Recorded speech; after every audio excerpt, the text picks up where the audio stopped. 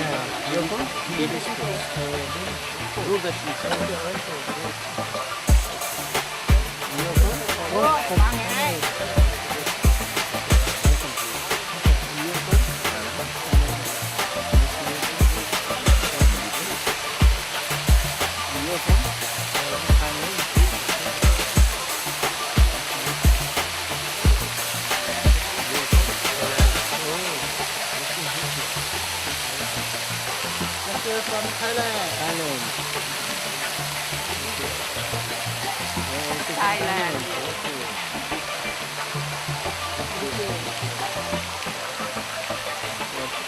Indian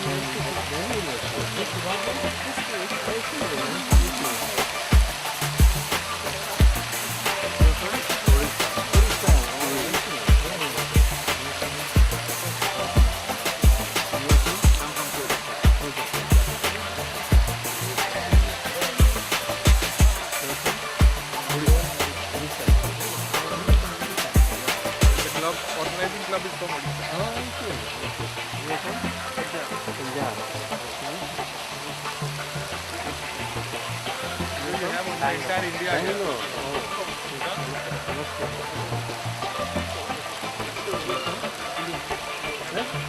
Yeah, of course. But this part. Bombay. You are from India.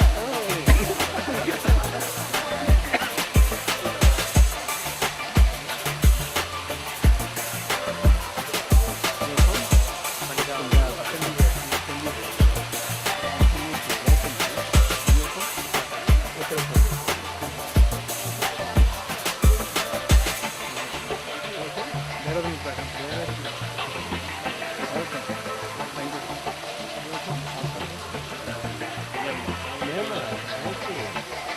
you.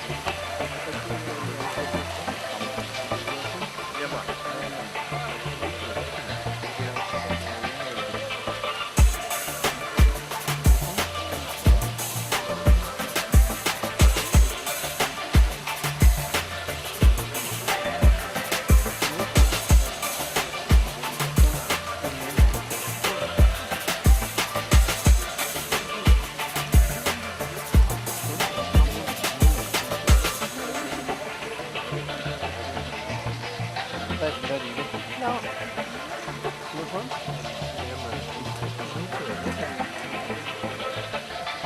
I'm from India. Mahindra. Mahindra from which state? Which from I'm not proud. Huh? I'm not proud. No. I'm Delhi. Which state?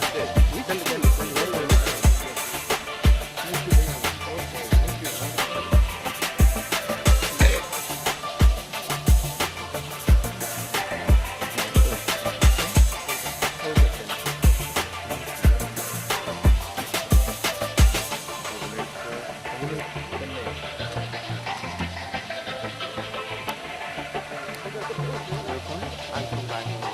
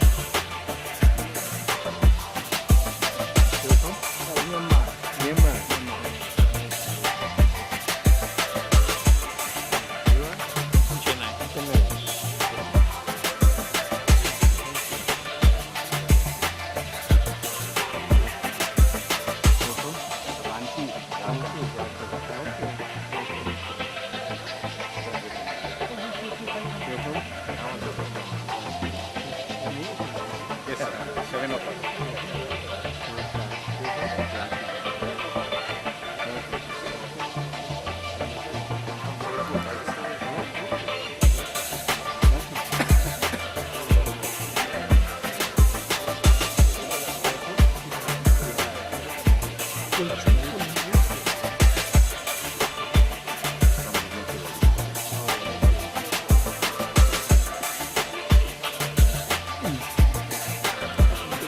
Madam, We met, I'm the regional director. yes. Mr. Banerjee. Yeah, ma'am. Yes, it is. We met you, right? Yes. Me and Shilpa, we came to meet him. It was a little delayed because the chief minister took a flag off today. And then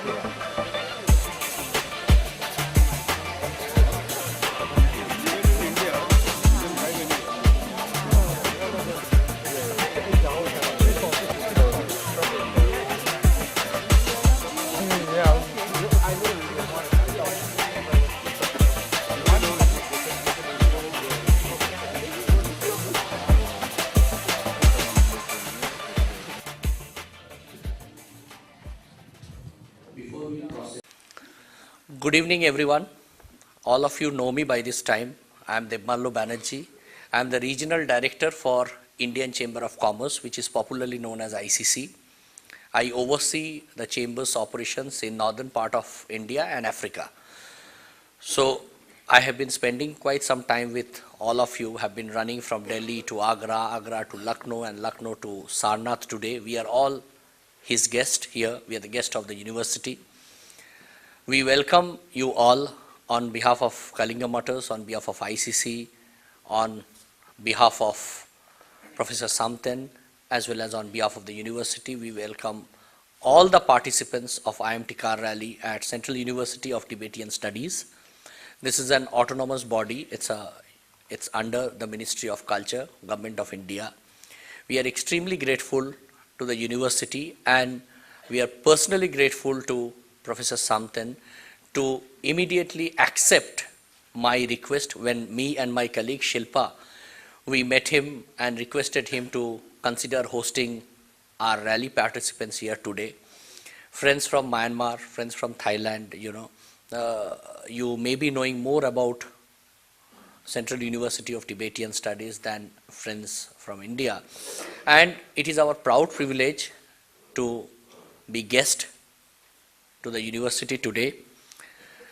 And when the rally was getting conceptualized, so Kalinga Motors and ICC decided that there should be touch-ups and integration on the Buddhist tourism circuits. So we were debating at the very onset that should the cars go to Varanasi or should the cars go to Sarnath. So after discussion, deliberation with people in KMSC and ICC, it was decided that the cars should go to Sarnath because this place has got enough significance of Buddhist tourism. Tomorrow again we are going to Bodh Gaya, as well as in Thailand and Myanmar there are a lot of Buddhist tourism circuits, Buddhist tourist spots which will be covered. Basically, as today morning also our Honorable Chief Minister if you could put your mobile in the silent mode as I pointed out. As the Honorable Chief Minister of Uttar Pradesh pointed out today morning, that Uttar Pradesh has got a rich heritage on the Buddhist tourism spots, and it is important that citizens of Thailand and Myanmar should consider visiting these places more and more. This will strengthen our bond, this will strengthen our religious participation, this will bring more peace and tranquility. Similarly, the appeal from the Honorable Chief Minister today morning was Indian citizens should also consider moving to Thailand and Myanmar and visit the Buddhist tourism circuits. This will improve and increase the people-to-people connect. So, we also have with us Mr. Jain, R.P. Jain. He is the director and publisher of Motilal Banarsidass. Motilal Banarsidass, again, it's a Indological publishing house. They are the largest Indological publisher in the whole world.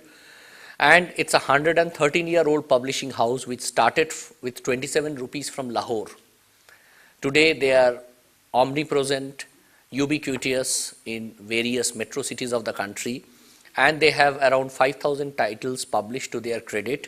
And I can safely say at least 30 to 35% of the books of this university also belongs to Motilal Banarsidass. It's published by them. So they are striving, struggling, sacrificing to maintain the Indological footprints, to preserve the heritage of culture and religious harmony. So it will be our privilege to listen to the views of Mr. R.P. Jain, who will speak on role of Indology in modern times. I would not procrastinate anymore. With this note, I conclude my session, my speech, and I would like to request Mr. Jain to come and share his thoughts with us. Thank you so much. Dignitaries on the dais, friends, ladies and gentlemen, it's a privilege to be with all of you and say something about Indology. Indology as a field spans Indic wisdom in both culture and spirituality. This includes the study of Jain, Buddhist, Hindu, and other Indian traditions. MLBD has been publishing the Buddhist tradition series since 1987. We have published Buddhist scriptures like the Lion's Roar of Queen Shrimala, the Debate of King Milind, Anagat Vansh Deshana, Vajra Samadhi Sutra, the Chinese Hevajra Tantra, and the Lankavatar Sutra, among many others. These are just few names. We have published leading scholars like Alex Wayman, Hajime Nakamura, A.K. Warder, Richard Gombrich, as well as many well-known scholars in the country. This field of study is very important because it helps preserve ancient knowledge systems and ways of thinking which have their roots in our country. In Indology, a continuous stream of new scholarship helps us revisit ancient philosophies, mythologies, and ways of living. Indology as a field has been, since its inception, very global in nature. Scholars from different parts of the world with different lens and ways of seeing come together to examine the ancient scriptures and their offshoots. Indology also has a lot to offer to the layman who is not an Indic scholar. Indology presents valuable information on ancient spiritual values which are relevant more than ever in today's confusing and changing times. These eternal values like compassion, forgiveness, and gratitude can play a major role in self-transformation. Through the meditation and practice of these values, a person can experience more and more evolved consciousness. Indological studies like yoga, meditation, and Ayurveda are of particular interest to modern readers. Apart from this, certain scriptures like Bhagavad Gita and the Upanishads make for a popular reading. For children, Indology offers a bequest of stories from ancient narrative traditions. Like, for instance, the Jain scripture Trishti Shalakha Purush Charit, Buddhist scripture Jataka Tales, Hindu scripture Katha Sarit Sagar, which is an ocean of stories, Ramayana, Mahabharata, and Purans. MLBD is doing its best to ensure that Indological material is of interest to new contemporary audience. We want Indic studies to be of relevance in the electronic age, and towards this end we have taken many measures such as setting up the MLBD NGO. The name of the NGO is MLBD Research and Resource Foundation. I would like to end by thanking all the scholars, academicians, dignitaries, yogis, writers, artists, Indology connoisseurs who make this field a living reality. Thank you.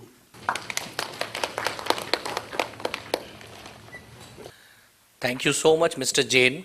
We have been experiencing variations of Indian ecosystem as we were traveling. So this is a very different exposure which we got. We went to Agra, we saw Taj Mahal, we went to Lucknow, we were hosted by the CM. We came here and again it's a very different feeling that we have got, a very different knowledge that we have got. Now the time has come where we will be honored to hear the keynote address from Geshe Nawang Samten. In fact, he is a Padma Shri. He prefers not to write that. His staff told us not to write that, but we'll still tell him Padma Shri Dr.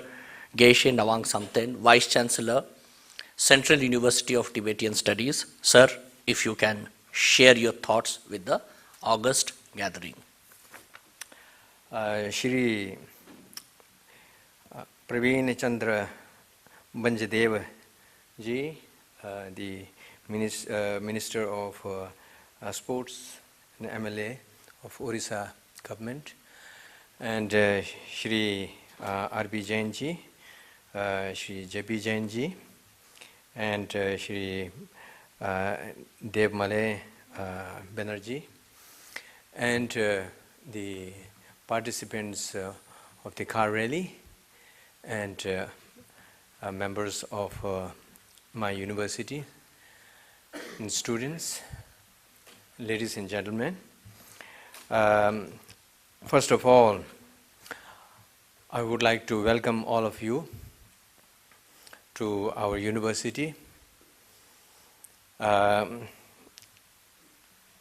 a couple of months back, Mr. Banerjee came to me and asked to host these car rally participants. And right that very evening, I got a call from the government of India and asking me to host this car rally participants. And I told them that I have already accepted to host this wonderful group, and which is for a very noble idea and for a very noble kind of work they are doing. So, in fact, this is for the information of my colleagues. This has been conceived by the Honorable Prime Minister of India and Honorable Prime Minister of Thailand when they signed for motor vehicles to start with the car rally, which can go through all these India, Myanmar and Thailand, so that there could be some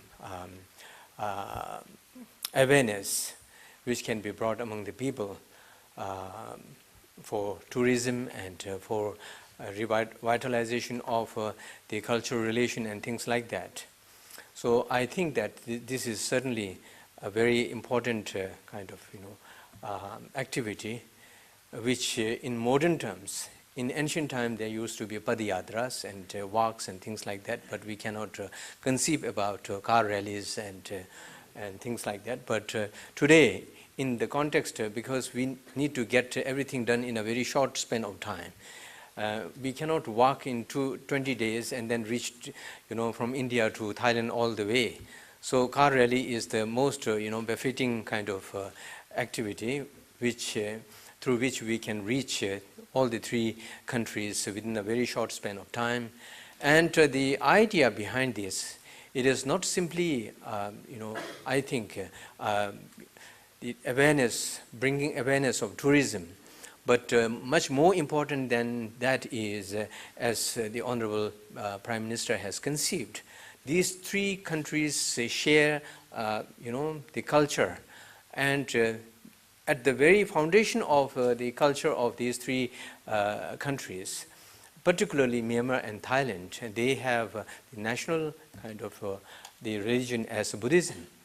So therefore, from that aspect, it becomes more important that they can be associated with India in not only in terms of tourism and modern kind of relation, political relation, but also social relation, cultural relation, and more important than that is the relation of spirituality among these three countries, which they have already been sharing for the last 1,000 years, more than 2,000 years. So therefore, this is the most important kind of, the point and foundation of relation between these three countries. So, when I'm asked to speak about peace, I think it is very pertinent to speak about peace, on peace, when the car rally, reaches Sarnath, because this is the place from where Buddha disseminated the message of peace throughout the world. Now it has reached in ancient time, when Buddha gave the Dhamma sermon here on Four Noble Truths, then it spread to the entire Indian,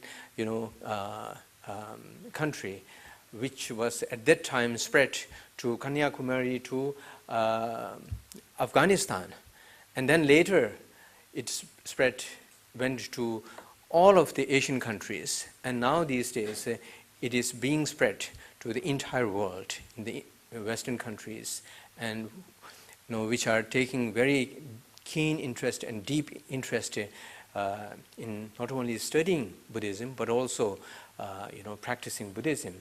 So Buddhism has a message of a very deep kind of peace, the practice of peace, because peace is not just absence of violence.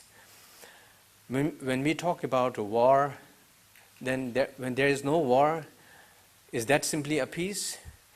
Just this absence of war itself is not a peace. Peace is much more than that. Peace, the two countries, the political leaders can talk about, bringing peace through signing the agreements and things like that. That is at a very superficial level, at a very political level, but that does not, of course, that does to some extent helps to bring peace, but the peace is much more deeper than that. Peace has to be started from our mental state.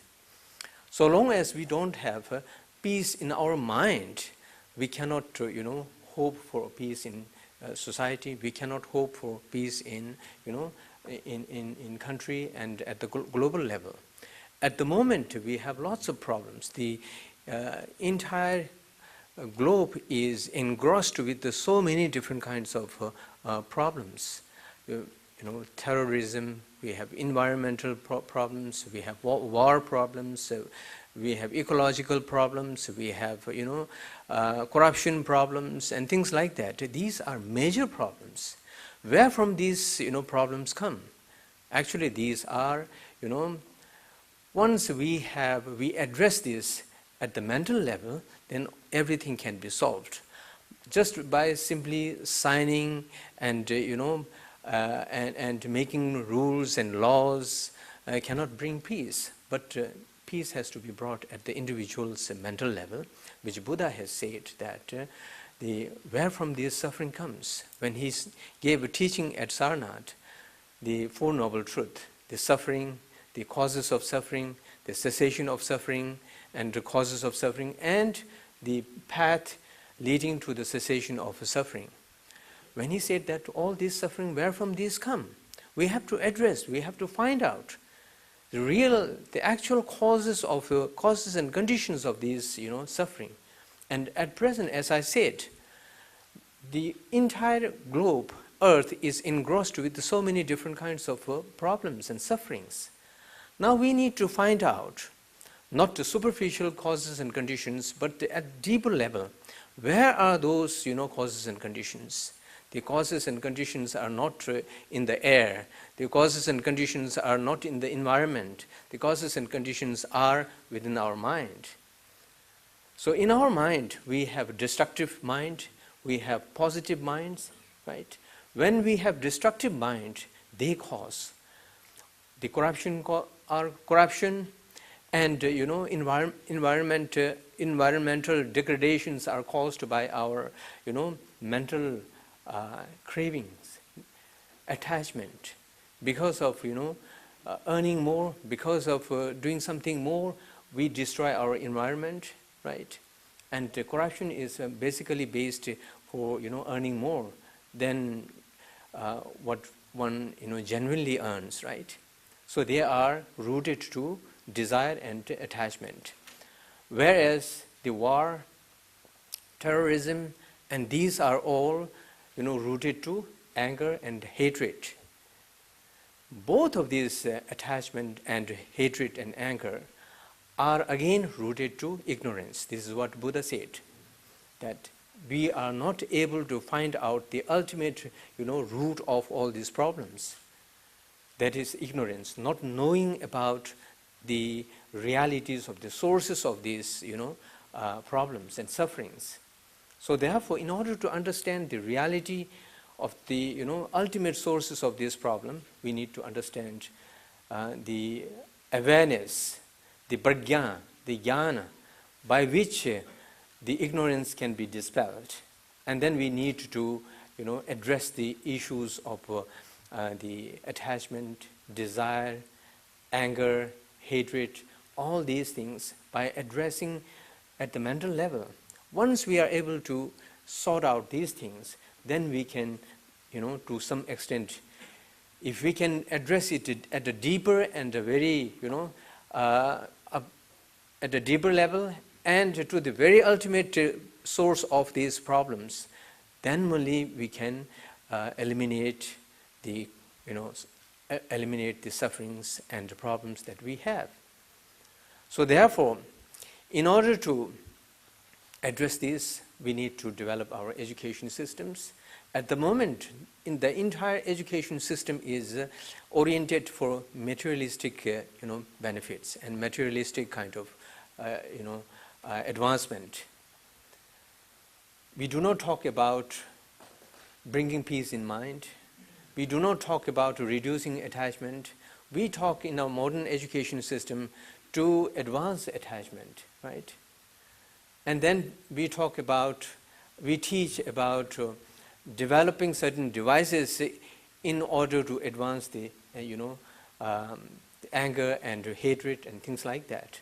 So therefore, in order to address these at a very deeper level, we need to bring fundamental changes in our education system in which we can address these issues at the mental level so that we can reduce anger, hatred, and attachment, and at the same time we can, teach to develop compassion and love, without which we cannot think about, peace in the world.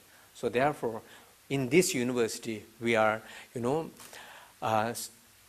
teaching about the Buddhist philosophy, Buddhist epistemology, Buddhist logic, and Buddhist metaphysics, and the Tibetan tradition of medicine and astronomy, astrology, which has been the tradition of ancient Nalanda, which is preserved in Tibetan tradition.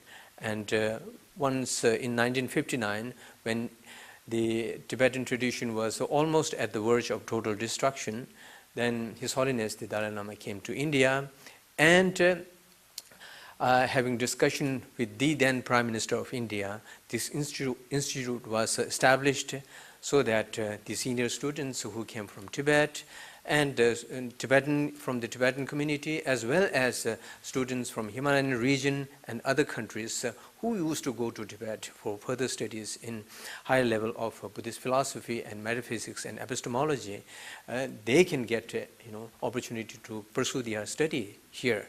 So this was established, and after that in India many more monasteries were established, and we are preserving the Nalanda tradition of ancient Indian civilization, in which we have a very sophisticated and high level of the different kinds of the vidyas and fields of studies which were prevalent in those days. So I won't take much time because all of you have already been since this morning in car rally, and it is not good time to give a lecture and you know, holding you for a long time, because it is the end of the day, and you must have been very tired.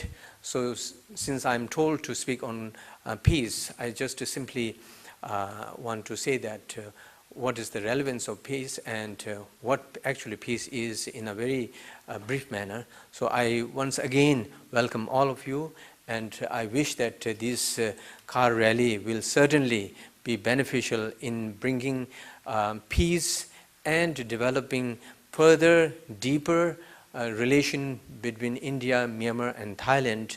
And eventually there will be more car rally and other activities with other countries as well, so that the civilization of the rich civilization of India, and which has been source of you know, peace, which has been a source of the wisdom light for the entire world, may again be shared and reinforced in modern age, which would be beneficial for bringing peace at the global level. Thank you very much. Once again, please.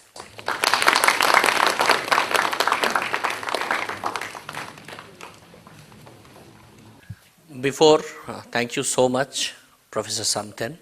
Again, as I pointed out, this is a very refreshing thing. You have been moving, looking into the open fields, paddy fields, agricultural lands, but now, you know, we needed this, you know, talk. Thank you so much. Before I ask or request Praveen to give the vote of thanks, which is customary to end any program, we have two mementos which I would like to give it to our Honorable Vice Chancellor and Mr. Jain.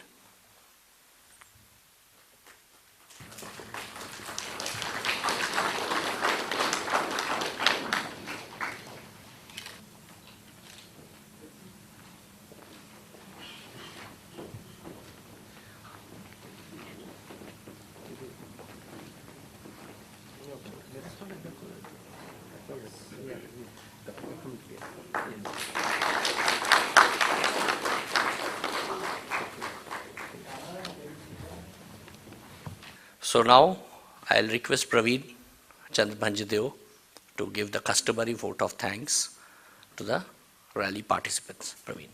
A very good evening to all the participants from Thailand and from Myanmar, and also to the participants from India.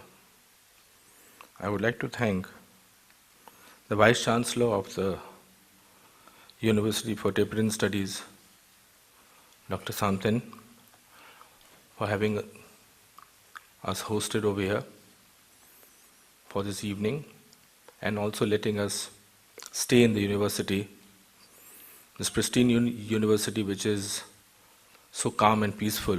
And you just heard a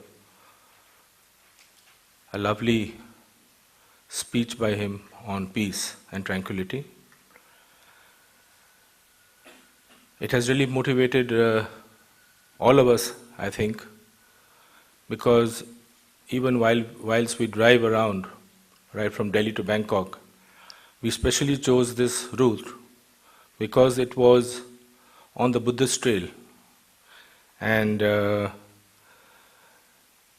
ICC and KMSC, we put this forth to the Government of India for road transport, to the MEA and to the Petroleum Ministry, to the Ministry of Commerce, to the Ministry of Donor and to the Northeast Council, that we would like to go through from Delhi to Bangkok.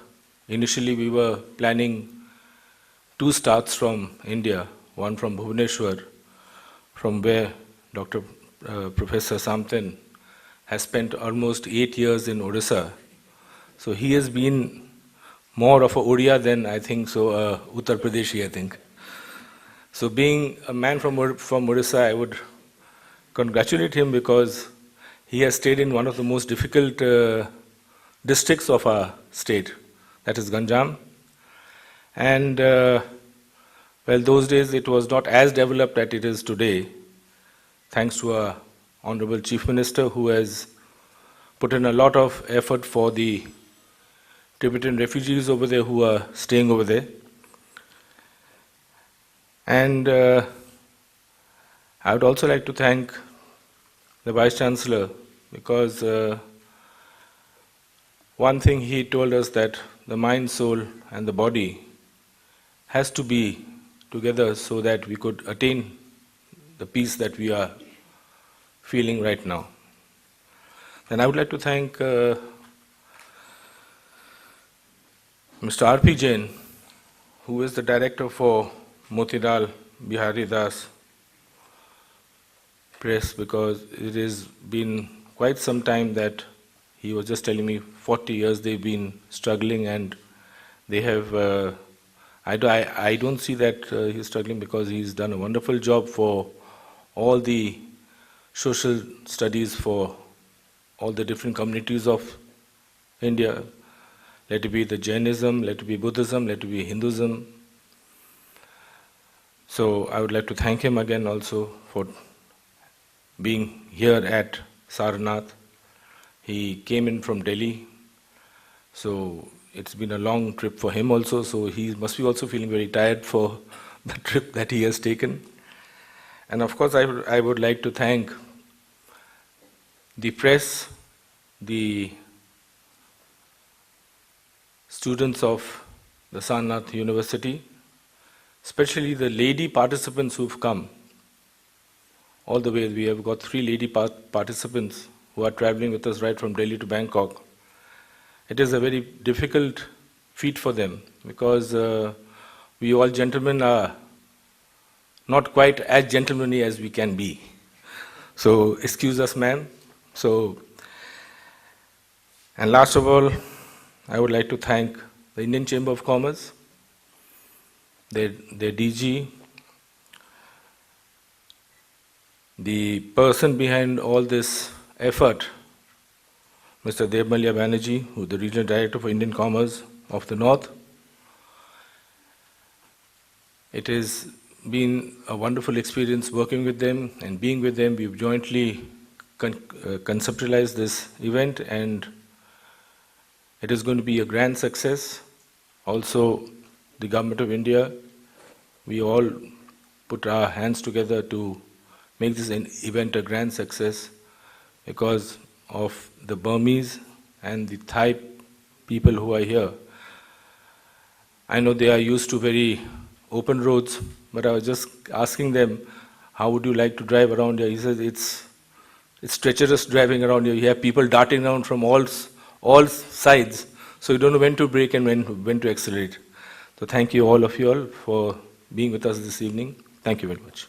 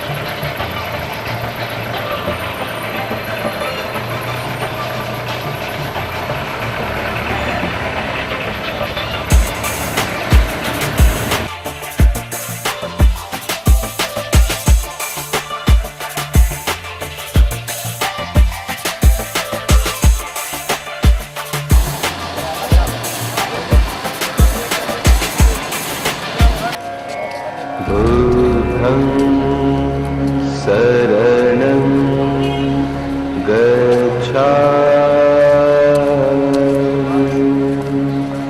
धम्मं शरणं गच्छामि संघं शरणं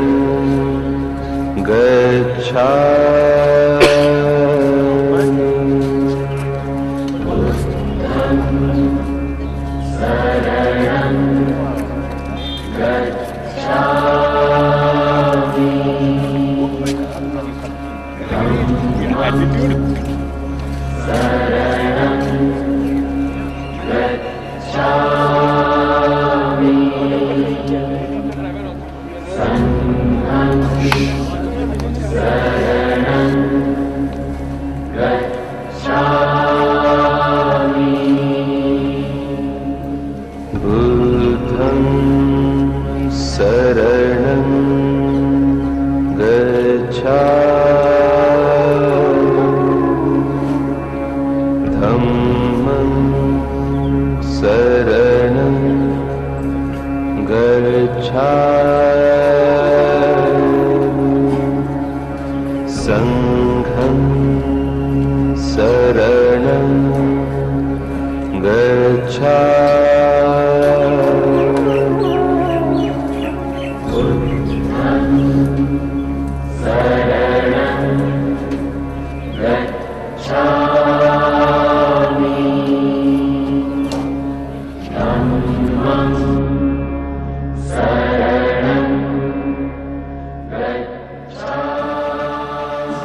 This is Bolaganta Kutti Vihar, the place where Gautam Buddha had given his first sermon. We have the General Secretary of Mahabodhi Society of India with us, who will bless all of us outside. Thank you.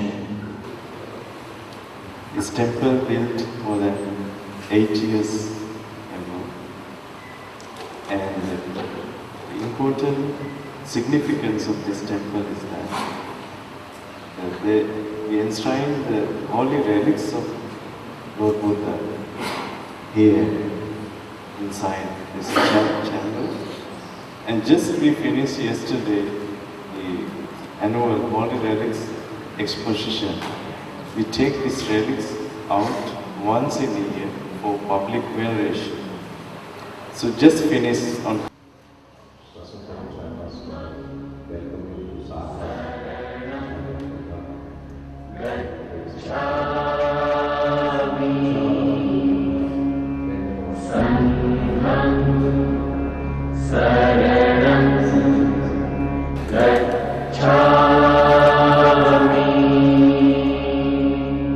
बुद्धं शरणं गच्छामि धम्मं शरणं गच्छामि